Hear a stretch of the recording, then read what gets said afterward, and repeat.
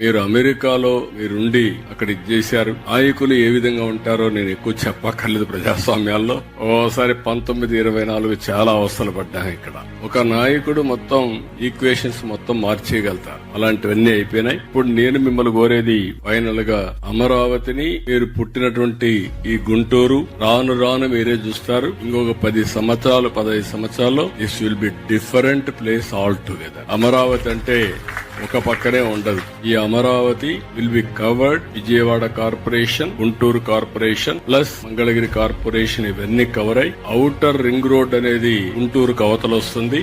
దగ్గర విజయవాడ కవతల ఇంకా దూరంగా ఎయిర్పోర్ట్ కవతలు వచ్చే పరిస్థితి వస్తుంది. ఈరోజు హైదరాబాద్ లో 162 కిలోమీటర్స్ ఔటర్ రింగ్ రోడ్. రేపు రాబోయే Amaravati 182 kilometres outer ring road వస్తుంది. ఇన్నర్ రింగ్ రోడ్ వస్తుంది. స్ట్రైట్ రోడ్స్ వస్తాయి. అన్ని సర్వీసెస్ కూడా డక్ట్ లో ఉంటాయి, కన్సీల్డ్ ఉంటాయి. రోడ్లు కట్ చేసే పరిస్థితి లేదు. సోలార్ ఎనర్జీ ఏదైతే రెన్యూబుల్ ఎనర్జీ ఉంటుంది, పొల్యూషన్ ఫ్రీ సిటీగా తయారు చేస్తాం. ఇలాంటి ఇవన్నీ పెట్టుకుని ముందుకు పోతున్నాం.